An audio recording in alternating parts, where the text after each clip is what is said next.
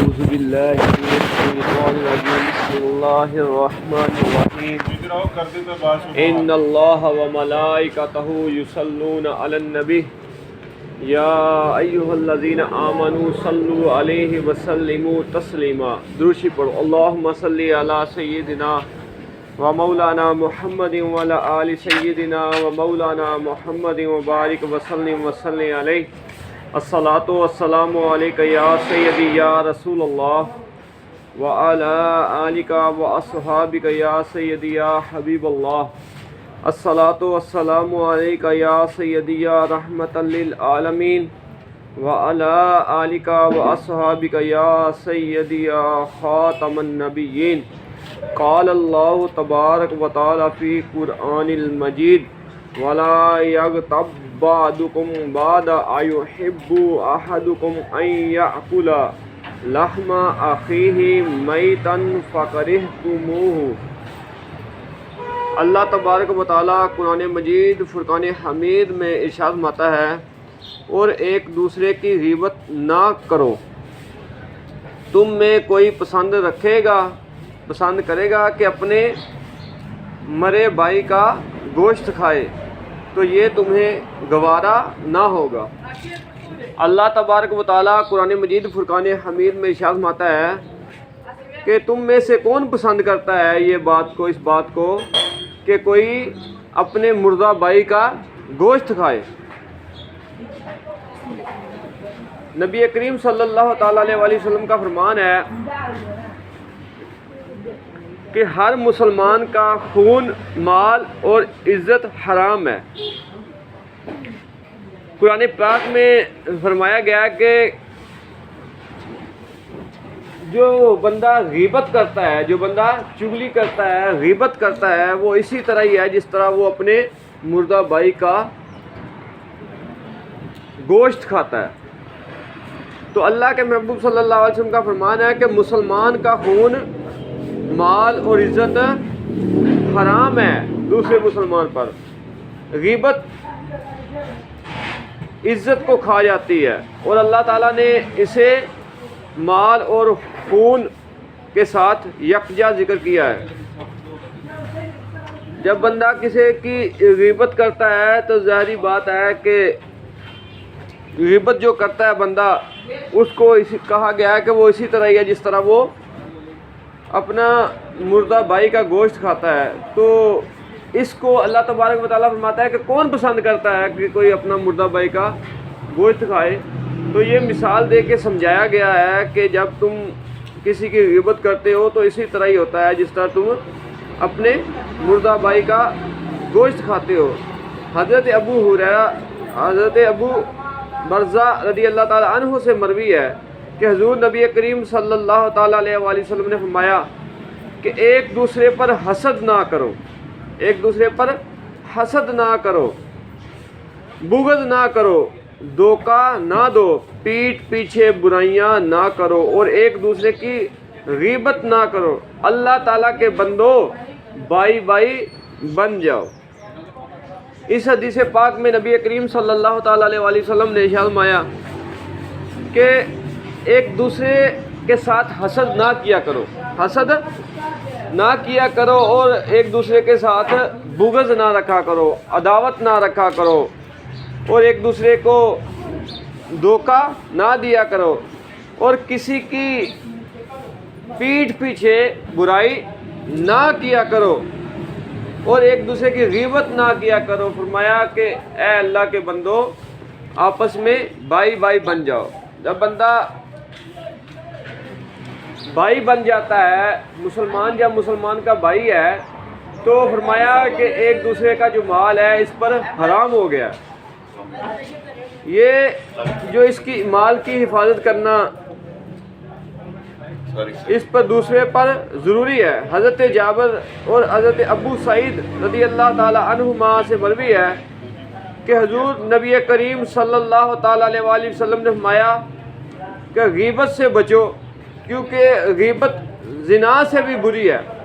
اس لیے کہ آدمی زنا کرتا ہے اور توبہ کرتا ہے تو اللہ تعالیٰ اس کی توبہ قبول فرما لیتا ہے، مگر غیبت کرنے والے کی توبہ اس وقت تک قبول نہیں ہوتی جب تک وہ شخص معاف نہ کرے جس کی غیبت کی گئی ہو۔ غیبت ایسا گناہ ہے، ایسی برائی ہے جس کی وجہ سے دوسرے مسلمان کے دل میں نفرت ڈالی جاتی ہے۔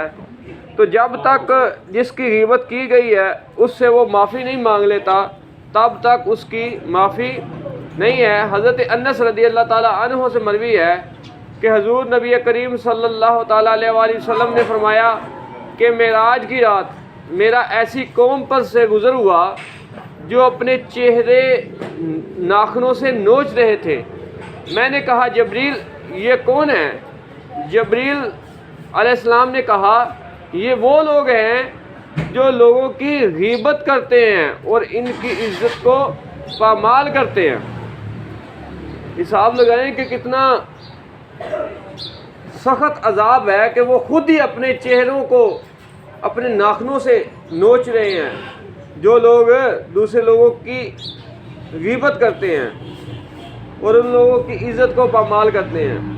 حضرت سلیمان بن جابر رضی اللہ تعالیٰ عنہ سے مروی ہے کہ میں نے حضور نبی کریم صلی اللہ تعالیٰ علیہ وآلہ وسلم کی خدمت میں حاضر ہو کر عرض کیا مجھے ایسا بھلا کام بتلائیے جس سے میں نفع اندوز ہو سکوں۔ آپ نے فرمایا کہ بھلائی کے کسی کام کو حقیر نہ سمجھ، اگرچہ تجھے اپنے ڈول کا پانی پیاسے کے ڈول میں ہی ڈالنا پڑے اور تیرا بھائی تجھ سے گرم جوشی سے ملے یا تجھ سے منہ موڑ لے تو اس کی غیبت نہ کر۔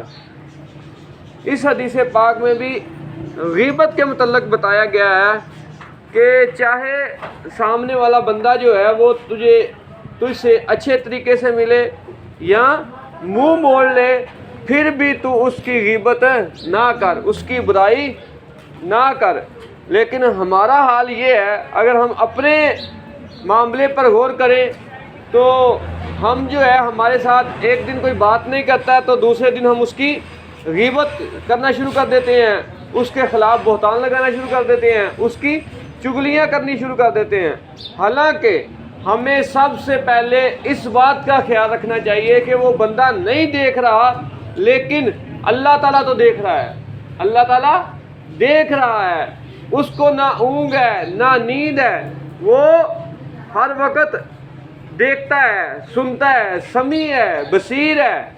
جب اپنا کوئی معاملہ آ جائے، اپنے معاملے میں کوئی بندہ تکلیف دے تو وہ کہتا ہے کہ اللہ دیکھ رہا ہے، وہ تجھے پوچھے گا، اللہ دیکھ رہا ہے۔ لیکن جب ہم کسی کی غیبت کرتے ہیں، ہم لوگوں کے ساتھ غلط طرح کا معاملہ کرتے ہیں تو پھر ہمیں اللہ یاد نہیں آتا۔